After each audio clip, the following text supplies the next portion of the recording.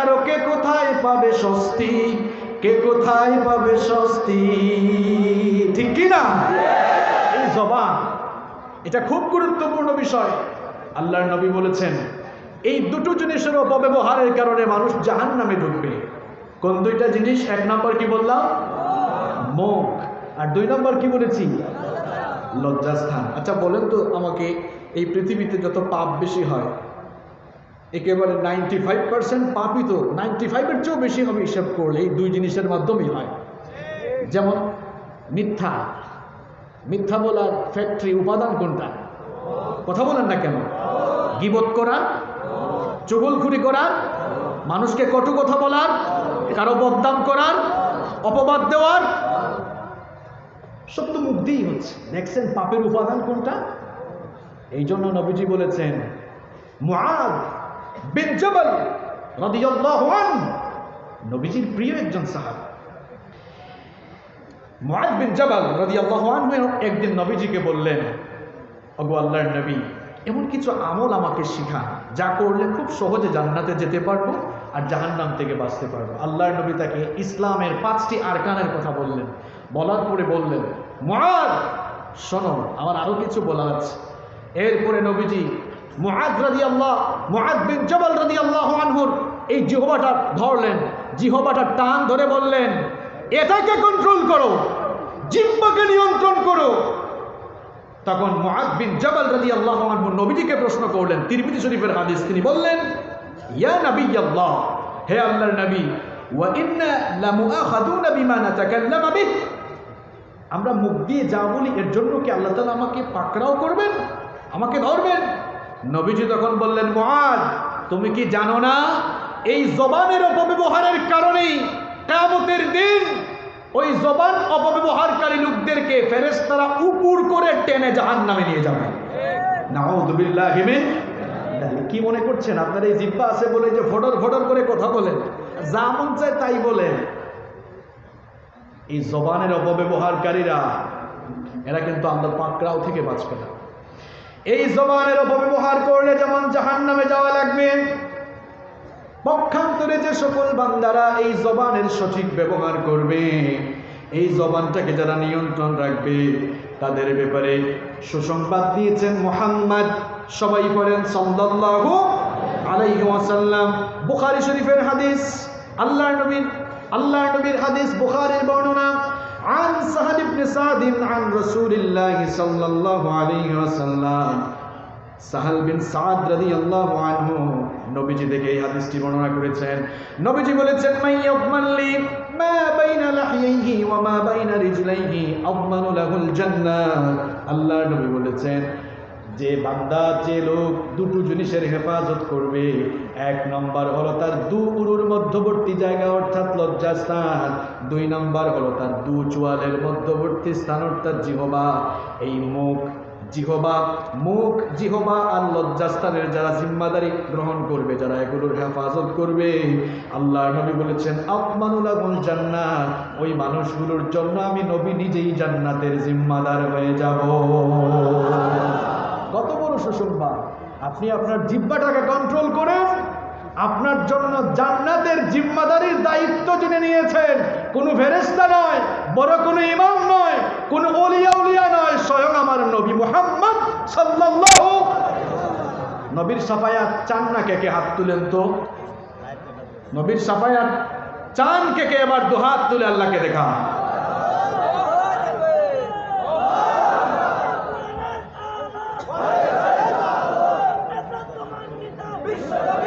হাতগুলো নামান, আল্লাহ কবুল করেন। তাহলে নবীজির সাফায়াত পেতে হলে নবীজি নিজে বলছেন, আযমানু লাহুল জান্নাহ, আমি জান্নাতের জিম্মাদার হব। এজন্য আমাদের মুখ আর লজ্জাস্থানের হেফাজত করতে হবে। আমরা পারবো তো ইনশাআল্লাহ? এবার প্রশ্ন হচ্ছে, মানুষ এই জবানের অপব্যবহার কিভাবে করছে? কষ্ট হচ্ছে আপনাদের? দেখেন তো, প্রত্যেক দিন আমরা জবানের অপব্যবহার কেমনে করছি আমি বাস্তবে আপনাদেরকে দেখাই। এক নাম্বার, এই জবান দিয়ে প্রত্যেক দিন আমরা মিথ্যা বলছি। ব্যক্তি পর্যায় থেকে রাষ্ট্রীয় পর্যায় পর্যন্ত এখন মিথ্যার রিহার্সেল, মিথ্যার ট্রেনিং চলছে প্রত্যেকটি জায়গায়। মানুষ মিথ্যা বলছে, অথচ এই মিথ্যা মানুষকে পাপাচারের দিকে ধাবিত করে। আর যে মিথ্যা বলবে সে জবানের হক নষ্ট করবে, কারণ এই জবানের হক হচ্ছে এই জবান দিয়ে মিথ্যা বলা যাবে, মিথ্যা বলা যাবে না। আর মিথ্যা যারা বলবে সে আর ইমানদার থাকে না, সে মুনাফিক হয়ে যায়। কি হয়ে যায়? কথা বলেন না কেন, কি হয়ে যায়? এটা এম হাসিবুর রহমানের কথা, এটা মোল্লার কথা না আল্লাহর কথা? রব্বুল আলামিন কোরআনুল কারীমের 63 নম্বর সূরা সূরাতুল মুনাফিকুনের প্রথম আয়াতে বললেন, ইযা জাআকাল মুনাফিকুনা ক্বালু নাশহাদু ইন্নাকা লারাসূলুল্লাহ ওয়াল্লাহু ইয়া'লামু ইন্নাকা লারাসূলুহু ওয়াল্লাহু ইয়াশহাদু ইন্নাল মুনাফিকিনা লাকাযিবুন। আল্লাহ তাআলা বলছেন, ও আমার হাবিব, যখন এই মুনাফিকেরা তোমার কাছে আসে তখন তারা বলে, আমরা সাক্ষ্য দিচ্ছি তুমি আল্লাহর রাসূল। ওগো আমার হাবিব, এই মুনাফিকগুলোকে আপনি জানিয়ে দেন, আল্লাহু ইয়াশহাদু ইন্নাকা লারাসূলুহু, আল্লাহ নিজেই সাক্ষ্য দিচ্ছেন আপনি আল্লাহর নবী। আর এই মুনাফিকগুলোকে বলে দেন, ইন্নাল মুনাফিকিনা লাকাযিবুন, মুনাফিকেরা মিথ্যাবাদী হয়, এদের বৈশিষ্ট্য হলো কথায় কথায় মিথ্যা বলা। তাহলে আপনি যে জবান দিয়ে মিথ্যা বলছেন, মিথ্যা বলার পরে আপনি আর মুসলমানের খাতায় নিজের নাম আপনি আটকাতে পারেন নাই, রাখতে পারেন নাই, মিথ্যা বলার পরেই নিজের নামটা মুনাফিকের লিস্টে উঠায় দিচ্ছেন। নবীজি আরো বলেছেন মুনাফিকের বৈশিষ্ট্য 3টি, অন্য হাদিসে আরেকটি বাড়িয়ে বলা হয়েছে 4টি। তার মধ্যে একটি বৈশিষ্ট্য হলো ইদা হাদ্দাতা কাযাবা, মুনাফিক মার্কা লোকেরা যখন কথা বলে কথায় কথায় মিথ্যা বলে। ঠিক বেঠিক বলিয়েন না, খালি এবার বুঝেন। তাহলে মিথ্যা বলার কারণে ইমানদার থাকা যায় না।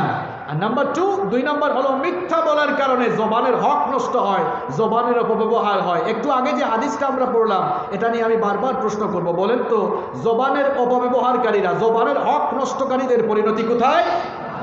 তাহলে মিথ্যা বললে ক্ষতি কয়টা? আজীব অবস্থা, কথা বলেন না কেন? মিথ্যা বললে ক্ষতি কয়টা?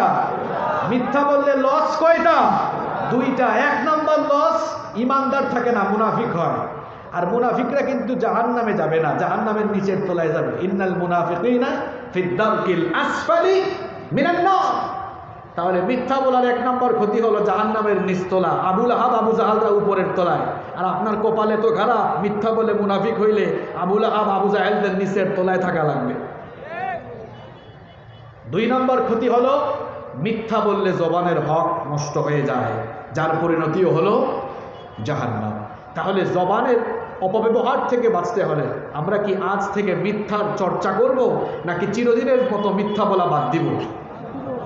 যারা বলতেছেন না মনে মনে নিয়ত আছে, না হুজুর মাঝে মাঝে তো বলতে হবে। আমরা তো বলি, ফোন দিছে, দোস্ত তুমি কোথায়? আসে বাড়িতে, কয় আমি তো কলরেও আসছি। ফোনে এখন বেশি বেশি মিথ্যা বলা হচ্ছে, কি আর বলবো, এখন কমিটির লোকরাও মিথ্যা বলে। ভাই আপনাদের মাহফিল কোন জায়গায়? হাইওয়ে থেকে বেশি দূরে? কয় হুজুর একদম কাছে, 1 মিনিট লাগবে। যাওয়ার পর দেখা যায় 1 ঘন্টায় পথ ফুরায় না। আবার আপনারা ভুল বুঝিয়েন না, আপনাদের এটা কিন্তু সলিড জায়গা, আমি এটা চিনি, আপনাদের কথা বলতেছি না। আমি বলতেছি যে কিভাবে দেখেন মাহফিলেও এখন মিথ্যার চর্চা হচ্ছে, বক্তাও মিথ্যা বলছে। হুজুর আপনি কোথায়? হুজুর আছে আরেক মাহফিলে, কয় আমি গাড়িতে। কি আছে? আছে। এই যে মিথ্যার চর্চা, মিথ্যার প্র্যাকটিস সব জায়গায় হচ্ছে। এমনকি বাপ ছেলেকে মিথ্যা শেখাচ্ছে। কেমনে শেখাচ্ছে? ঘটনা একটা মনে পড়ে গিয়েছে, বলবো? বাবা ছেলেকে পড়াচ্ছে, বাবার এই খাতায় লিখো, তোমার হাতের লেখা খুব খারাপ, লিখো সত্য মানুষকে মুক্তি দেয়, মিথ্যা মানুষকে ধ্বংস করে। খুব সুন্দর কথা না?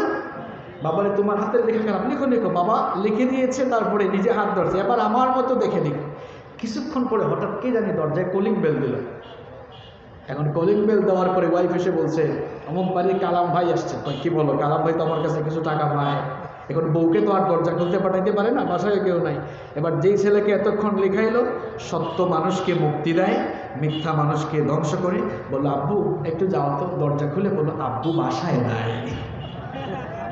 দেখছেন, একটু আগেই নীতিবাক্য শেখালো, আর এখন নিজের ছেলেকে দিয়ে মিথ্যা বলার প্রশিক্ষণ দিল। এভাবে আমাদের সমাজে মিথ্যা প্র্যাকটিস। আমরা মিথ্যার চর্চা করছি কিনা? মিথ্যা বললে দুটো লস হচ্ছে, আপনার জবানের হক নষ্ট হচ্ছে। 2 নম্বর, নিজে মুনাফিক হয়ে যাচ্ছে। মিথ্যা বলবো না আজ থেকে, এই ওয়াদা কি করা যায়? এই ওয়াদা কি করা যায়? কারা কারা রাজি? আল্লাহকে হাত তুলে একটু দেখা। মাশাআল্লাহ, হাত বলুন, আমার আল্লাহ কবুল করেন। পয়েন্টগুলো মনে রাখবেন, যাদের নোট করার সুযোগ আছে নোট করে নিয়ে যান। আমরা এখানে, আমি আপনাদের এই চেয়ারে বসছি, আপনাদের মধ্যে মারামারি লাগাতেও না। উম্মতের ঘরে আগুন লেগেছে, উম্মতের ঘরে আগুন লেগেছে, আমি এসেছি পানি ঢালতে। যদি পানি ঢালতে না পারি, অন্তত কেরোসিন ঢেলে যাব না। আকলমান লোকদেরকে ইশারা দিলেই চলে, আশা করি বুঝতে পেরেছেন। আরে ভাই, হাত নাভিতে বাঁধবেন না বুকে বাঁধবেন? মানুষ তো নামাজই পড়ে না। আপনি আছেন এইটা জায়েজ না ওইটা জায়েজ। মানুষ কুরআনই এখনো ঠিক মতো পড়তে পারছে না। উম্মতের ঘরে আগুন লেগেছে, হয় আগুন নেভানোর জন্য পানি ঢালেন, যদি পানি ঢালতে না পারেন, সেই যোগ্যতা না থাকে, চুপ করে দাঁড়িয়ে থাকেন, কেরোসিন ঢেলে আপনি আরো আগুন লাগাবেন না। কি শুরু করেছেন? আল্লাহ বুঝার তৌফিক দান করেন। সম্মানিত ভাইয়েরা, তাহলে বলছিলাম মিথ্যা আমরা আর বলবো না। মিথ্যা বলবো? আল্লাহ তৌফিক দান করেন। এই জবানের অপব্যবহার কিভাবে আমরা করছি? মিথ্যা বলছি আমরা, অথচ মিথ্যাবাদী। মিথ্যাবাদী দেখেন এরা কত খারাপ। আমি যদি আপনাদেরকে প্রশ্ন করি, বলেন তো কার মুখে দুর্গন্ধ সবচাইতে বেশি? আপনারা বলবেন হুজুর যে দাঁত ব্রাশ করে না, অথবা যার দাঁতে মুখের সমস্যা তার মুখের দুর্গন্ধ বেশি। না, আপনাদেরই কথা বল। তিরমিজি হাদিসে আল্লাহর নবী বলেছেন, মিথ্যাবাদীর মুখের দুর্গন্ধ এত মারাত্মক, মিথ্যাবাদী যখন মিথ্যা কথা বলে তার এই মিথ্যা কথার দুর্গন্ধ এত মারাত্মক। ইদা কাযাবাল আবদ, যখন কেউ মিথ্যা বলে, তাবাআদা আনহুল মালাক মিলান মিন নাকলিন মা জাআ বিহ। আল্লাহর নবী বলেছেন, তার মিথ্যা কথার দুর্গন্ধে রহমতের ফেরেশতা 1 মাইল, কোন বর্ণনা এসেছে রহমতের ফেরেশতা মিথ্যা কথার দুর্গন্ধে দৃষ্টিসীমার বাহিরে চলে যায়। নাউযু বিল্লাহি মিন। তাহলে মিথ্যা কথা বলার দুর্গন্ধ এত বেশি যে মিথ্যা বলার দুর্গন্ধে রহমতের ফেরেশতা পর্যন্ত তার কাছ থেকে চলে যায়। তাহলে যার সাথে রহমতের ফেরেশতা থাকে না, তার সাথে সাথী হয় কে? এটাও বলতে পারলেন না, সাথী হয় কে? তাহলে মিথ্যা যারা বলবে তারা কি নবীজির সাথী না শয়তানের সাথী? আমরা শয়তানের সাথী হব নাকি নবীজির আশেক, নবীজির উম্মত হব? নবীজির আশেক, নবীজির উম্মত হতে হলে মিথ্যা বলা ছেড়ে দিতে হবে। আমরা পারবো তো ইনশাআল্লাহ। নাম্বার 2, আসেন এই জবানের অপব্যবহার কিভাবে আমরা করছি। দেখেন এই জবানের অপব্যবহার হয় 2 নাম্বার যে পদ্ধতিতে, এই জবান দিয়ে আমরা খালি গালাগালি করি। গালাগালি করি, যে যেখানে সুযোগ পায় গালাগালি করি। হুজুর দেখলেও গালাগালি, টুপিওয়ালা, মোল্লা, হ্যাঁ এই মোল্লা সেই মোল্লা, মৌলবাদী জঙ্গিবাদী, এরকম গালাগালি আছে না নাই? এখন আবার এক হুজুরও আরেক হুজুরকে গালি দেয়, এক ভাই আরেক ভাইকে গালি দেয়, একজন আরেকজনকে গালি দিচ্ছে, এক বোন আরেক বোনকে গালি দিচ্ছে। এই যে আমরা গালিগালাজ করছি, গালিগালাজ করে আমরা জবানের হক নষ্ট করছি। 2 নম্বর, মুনাফিকের আরেকটি বৈশিষ্ট্য, ইদা খাসামা ফাজারা, যখন সে ঝগড়া করে তখন অশ্লীল ভাষায় গালাগালি করে। তাহলে গালিগালাজ করলে জবানের হক নষ্ট হয়। আর সবচেয়ে বড় কথা হলো, গালি দিলে সবচেয়ে নিজের লস। গালি দিলে কার লস? যে গালি দিবে তার লস। কথাটা আমার নয়, বলেছেন মুহাম্মদ, পরেন সাল্লাল্লাহু আলাইহি ওয়াসাল্লাম। তিরমিজি শরীফের হাদিসে আল্লাহর নবী বলেছেন, আল মুস্তাব্বা লিমা ক্বালা ফাআলাল বাদি মিনহুমা মা লাম ইয়াতাদিল মাসলুম। যখন 2 ব্যক্তির মধ্যে গালিগালাজের চর্চা হয়, কেউ যখন গালি দেয়, গালিটা প্রথম যে ব্যক্তি দিবে তার উপরেই ওই গালিটা গিয়ে পড়ে যায়। আপনি যাকে গালি দিয়েছেন গালিটা তার উপর পড়ে না। ওই যে বলে না, উপর দিকে থুতু মারলে কার উপরে পড়ে? কি আপনারা আমার কথা বুঝেন না? উপর দিকে থুতু মারলে কার উপরে পড়ে? পানিতে কুড়াল মারলে কোথায় পড়ে? এত সুন্দর যুক্তি দিলাম তাও বুঝলেন না। থুতু মেরে দেখবেন নিজের উপর করবে। আপনি ভাবতেছেন গালি দিচ্ছি, আপনারা তো অনেক সময় বাপরে বাপ রাগ উঠলে যা তা বলেন মনে করে, আবার বলেও ভাই যা গালি দিছি তারে শান্তি লাগতেছে মনে হয়। কারণ গালিটা যে দিলেন নবীজির কথা অনুযায়ী, গালিটা তার উপর পড়লো না সব আপনার উপরে পড়লো? সব আপনার নিজের উপরে পড়ে গেল। আর সবচেয়ে বড় কথা হলো নবীজি বলেছেন সিবাবুল মুসলিমি ফুসুকুন ওয়া কিতালুহু কুফরুন। কোন মুসলমানকে গালি দেওয়া ফাসিকি আর হত্যা করা কুফর। ইসলাম কি চমৎকার ধর্ম! জঙ্গিবাদ সন্ত্রাসবাদের সাথে ইসলামের কোনো সম্পর্ক নাই। যারা জঙ্গিবাদ আর সন্ত্রাসবাদের সঙ্গে জড়িত হয়ে মানুষকে বোমা মেরে মেরে ফেলছে, এদের সাথে এদের আদর্শের সাথে ইসলামের কোনো সম্পর্ক। আমার ইসলাম এত সুন্দর, আল্লাহ বলেছেন যে অন্যায়ভাবে একজন মানুষকে হত্যা করলো ফাকান্নামা কাতালান নাসা জামিআ, সেজন্য সমগ্র মানবতাকে হত্যা করলো। আর যে একজন মানুষের জীবন বাঁচালো ফাকান্নামা আহইয়ান নাসা জামিআ, সেজন্য গোটা মানব জাতির জীবন বাঁচিয়ে দিল। সুবহানাল্লাহ। তাহলে ইসলাম জঙ্গিবাদ সন্ত্রাসবাদের দিকে মানুষকে আহ্বান করে না, বরং ইসলাম মানুষকে শান্তির দিকে, নিরাপত্তার দিকে, সত্য আর সুন্দরের দিকে আহ্বান করে। সম্মানিত ভাইয়েরা, তাহলে এই জবানের হক নষ্ট হয় এই জবান দিয়ে মানুষকে অশ্লীল ভাষায় গালিগালাজ করবে। এখন তো গালাগালি করার জন্য একটা সুন্দর প্ল্যাটফর্মও আছে। কে বলতে পারেন, বুদ্ধিমান কে আছেন বলেন তো, এটার নাম কি? হ্যাঁ, না না না, মানে সবাই যেন একটু গালিগালাজ দিতে পারে, লিখতে পারে, একটা জায়গা আছে ফেসবুক। ফেসবুকের কমেন্টে গালিগালাজ দেখে প্রোফাইল গিয়ে দেখলে দেখা যায় আবার যে সুন্দর টুপিও লাগিয়েছে, নিজেকে আশিক রাসূল লিখে রাখছে, নবীর উম্মত লিখছে, নিজেকে ভালো মুসলমান দাবি করছে, আবার দেখা যাচ্ছে দাড়িও আছে, কিন্তু কমেন্টের যা অবস্থা, বাপ রে বাপ! মানে এখন ফেসবুকের কমেন্ট দেখে মনে হয় না যে এটা আসলে মুসলমানের চরিত্র। যা মন চায় তাই লিখছেন, তাই পোস্ট করছেন, যা মন চায় যাকে মন চায় গালি দিচ্ছেন। আপনি মরে গেলেও কিন্তু এগুলা থেকে যাবে, এগুলো কিন্তু ফেরেশতার খাতায় রেকর্ড হয়ে গেছে। এগুলোর কড়াই ঘন্টায় হিসাব চিনে নেবেন তিনি কে। কি শুরু করছেন আপনি? যা মন চায় এই জবান দিয়ে তাই বলবেন, আর আল্লাহ আপনাকে ছেড়ে দিবেন। মা ইয়ালফিযু মিন কাওলিন ইল্লা লাদাইহি রাকীবুন আতীদ। জবান দিয়ে কি বলছেন আপনি ভাবছেন রেকর্ড হচ্ছে না, সব রেকর্ড করছেন কে? আল্লাহর কাছে সব সংরক্ষিত হচ্ছে, এগুলোর কড়াই ঘন্টায় হিসেব হবে। তাহলে জবানের অপব্যবহার হয় দুই নাম্বার, কি দিলে? কথা বলেন, কি দিলে? এমনকি মৃত মানুষকেও গালি দিবেন না। নবীজি বলেছেন লা তাসুব্বুল আমওয়াত, বুখারীর বর্ণনা। মৃত মানুষকে গালি দিও না, কারণ সে তো মারা গিয়েছে, চলে গিয়েছে, তার ফয়সালা এখন কার কাছে হবে? আপনি গালি দিয়ে নিজেকে গুনাহগার করছেন কেন? আল্লাহ তাআলা তুমি আমাদেরকে হেদায়াত দিয়ে আমাদের অন্তরটাকে আলোকিত করে দাও। আরো আসতে বলেন আমিন। এই জবানের অপব্যবহার হয় নাম্বার 3 নাম্বার যে কারণে, সেটি হচ্ছে আল গীবাহ, গীবত করলে। বলেন তো গীবত করে মানুষ কি দিয়ে? মুখ দিয়ে, জিহ্বা দিয়ে তো বলে বলে গীবত করে। এখন প্রশ্ন হচ্ছে হোয়াটস দ্য মিনিং বা হোয়াটস দ্য ডেফিনেশন অফ গীবাহ? এই গীবতের ডেফিনেশন কি এটা আমি বলবো না, গীবতের পরিচয় আমি দিব না, কিংবা কোন আলেম বলেছে সেটাও বলবো না। গীবতের সংজ্ঞা দিব সরাসরি মুহাম্মাদুর রাসূলুল্লাহ সাল্লাল্লাহু আলাইহি ওয়াসাল্লামের ভাষায়। দেখেন নবীজি গীবতের ব্যাপারে কি বলছেন।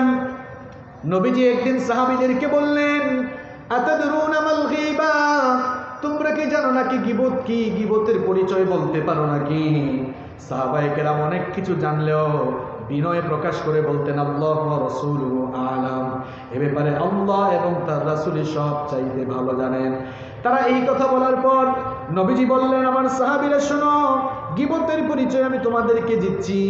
যিকরুকা আখাকা বিমা ইয়াকরাহু, গীবত হলো তুমি তোমার ভাইয়ের সম্পর্কে এমন কথা বলে বেড়াবে যেই কথা জানলে বা শুনলে তোমার ভাইয়ের মন খারাপ হবে, যেই কথা শুনলে তোমার ভাই কষ্ট পাবে, এমন কথা মানুষের কাছে বলে বেড়ানোর নাম হলো গীবত।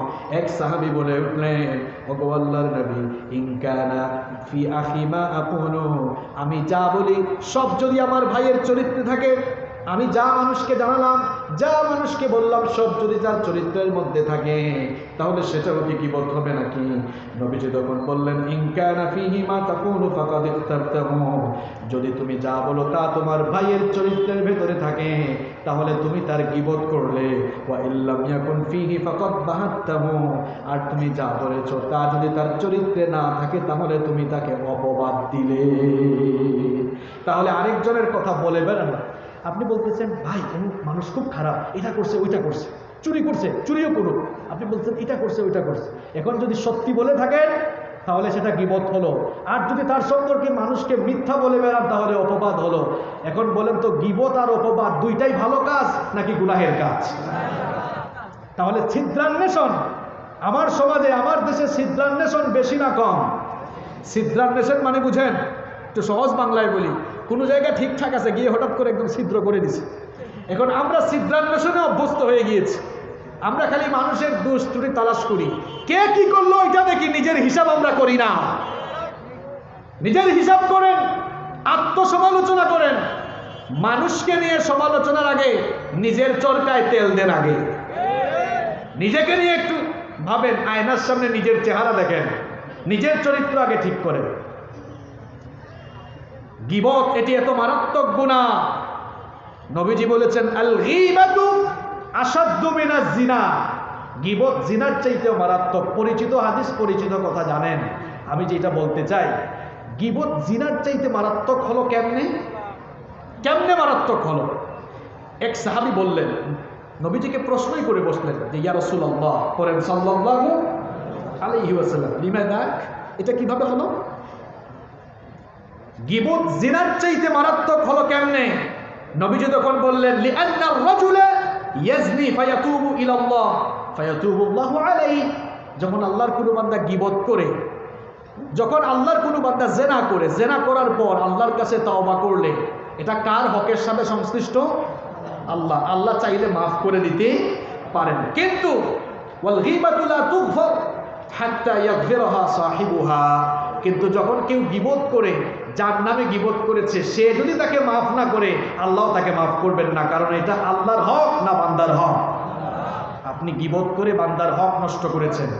বান্দার হক এটা খুব সেনসিটিভ বিষয়। বান্দার হক নষ্ট করে কেউ যদি ওই বান্দার কাছে ক্ষমা না আছে, কাবা শরীফের ইমামের কাছেও গিয়ে তাওবা করে, আল্লাহ তার তাওবা ততক্ষণ কবুল করবেন না যতক্ষণ না ওই বান্দা তাকে মাফ করে। আপনি যে একটু সুযোগ পাইয়াই মানুষের ঘর বাড়ি দখল করেছেন, ঘর বাড়ি থেকে বের করে দিয়েছেন, মানুষের উপরে জুলুম নিপীড়ন চালিয়েছেন, একটু ঈমান এনেছে, ঈমানের কথা বলেছে বলে আপনি ঐক্যবদ্ধ ষড়যন্ত্রের মাধ্যমে ঘরে থাকতে দেন না। হক নষ্ট করার কারণে পাই পাই করে আল্লাহর কাছে হিসাব দেওয়া লাগবে, কারণ এটা আল্লাহর হক নয়, বান্দার হক। ঠিক কি না? বান্দার হক খুব সেনসিটিভ জায়গা। কি মনে করছেন যা করার করছি, হস্তজ করে সব একেবারে সব গুনাহ মাফ করা ক্লিয়ার, একদম অল ক্লিয়ার হয়ে সোজা চলে যাবে, এত সোজা? বান্দার হক খুব সেনসিটিভ বিষয়, খুব সেনসিটিভ বিষয়। আল্লাহ আমাদেরকে হেদায়েত দান করুন। তাহলে প্রিয় ভাইয়েরা, এই জবানের অপব্যবহার মানুষ করছে গীবত করে করে। নাম্বার 4, 4 নাম্বার হচ্ছে এই জবান দিয়ে মানুষ দ্বিমুখী কথা বলে। দ্বিমুখী স্বভাবের মানুষ চিনেন তো আপনারা? এই জবান মানুষ কিভাবে নষ্ট করছে দেখেন। মাহফিলে এসে বলে আমরা আপনাদের সঙ্গে আছি, মাহফিল থেকে নেমে যাওয়ার পরে মাহফিলটা নষ্ট করার জন্য ষড়যন্ত্র করে, মাহফিল বন্ধের জন্য কাজ করে। তাহলে এটা এক মুখা নাকি দুই মুখা মানুষ? এটা দ্বিমুখী স্বভাবের মানুষ, দুই স্বভাবের। এক এক জায়গায় এক এক কথা বলে। ইমানদারদের সামনে আসলে বলে আমরা তোমাদের সাথে আছি, আবার বেঈমানদের সাথে গেলে বলে আমরা তোমাদের সাথেও আছি। যেই দিকে বৃষ্টি ওই দিকেই ছাতা ধরে, এটা ইমানদার না মুনাফিক? এটা ইমানদার না মুনাফিক? তাহলে এইভাবে এক জবানে দুই কথা যারা বলে, এরাও তাদের, এই সকল লোকেরাও তারা তাদের জবানের হক নষ্ট করছে। নাম্বার 5, কষ্ট হচ্ছে আপনাদের? কয়েক মিনিট থাকা যাবে তো? দেখেন জবান কি, কোন বিষয় নিয়ে ওয়াজ করবো আগে নিজের জবান ঠিক করেন নি আগে। এই জবান দিয়ে কত কি করছেন আপনি দেখেন। ওয়াজ তো বহু হলো, আগে নিজের এই জিহ্বা মুখটা ঠিক করেন। এই মুখকে তো আপনি লাগামহীন করে ফেলেছেন, যা মন চায় তাই বলেন। কি শুরু করেছেন আপনি? কি হচ্ছে এই জবান দিয়ে দেখেন। নাম্বার 5, এই জবান দিয়ে মানুষ চুগলখুরি করছে। আপনার কথা উনার কাছে লাগাইছে, উনার কথা আপনার কাছে লাগাইছে। বলেন তো, কাঠ সংগ্রহ করে এরপরে আগুন জ্বালালে আগুন ধরে না আগুন নিভে? বাংলা কথা বুঝেন না? কাঠ সংগ্রহ করে আগুন ধরাই দিলে আগুন জ্বলবে না আগুন নিভবে? এই জন্য কোরআনুল কারীমে একজন মহিলাকে নিন্দা করে কাঠ বহনকারিণী বলা হয়েছে। সেই মহিলার নাম কি, কে বলতে পারবেন? মাশাআল্লাহ, আবু লাহাবের স্ত্রী উম্মু জামিল বলা হয়েছে হাম্মালাতাল। এটার অর্থ কি? আল্লাহ আবু লাহাবের স্ত্রীর পরিচয় দিচ্ছেন, সে হলো হাম্মালাতাল হাতাব, সে কাঠ বহনকারিণী। কারণ সে চুগলখুর ছিল, এই জন্য একটু রূপক ভাবে বলা হয়েছে লাতাল হাতাব। মুফাসসিরগণ এটার দুটো ব্যাখ্যা করেছেন, দুটো ব্যাখ্যা। কেউ কেউ বলেছেন যে সে কাঁটা সংগ্রহ করতো, রাতের বেলা কাঁটা সংগ্রহ করে এনে নবীজির ঘরের সামনে আনতো, এনে রেখে দিত, আর এজন্য তাকে বলা হয়েছে হাম্মালাতাল হাতাব।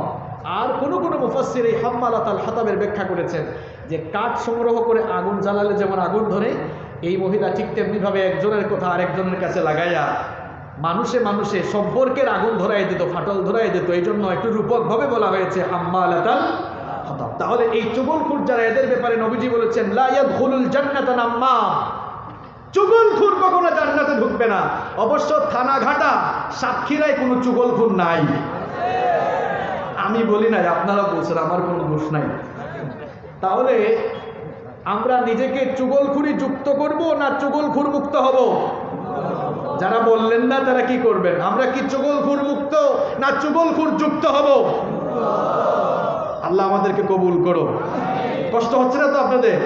কষ্ট হলে হবে কেমনে? লাইনে তুলছি মাত্র, এখানে না আসল কথাগুলো বলবো, সুযোগ দিবেন তো ইনশাআল্লাহ। দেখেন এই জবান কিভাবে নষ্ট হচ্ছে, এই জবানের অপব্যবহার কিভাবে হচ্ছে। নাম্বার 6 নাম্বার হচ্ছে এই জবান দিয়ে কটু কথা, কঠিন কঠিন কথা বলে মানুষের হৃদয় আমরা ভেঙে দিচ্ছি।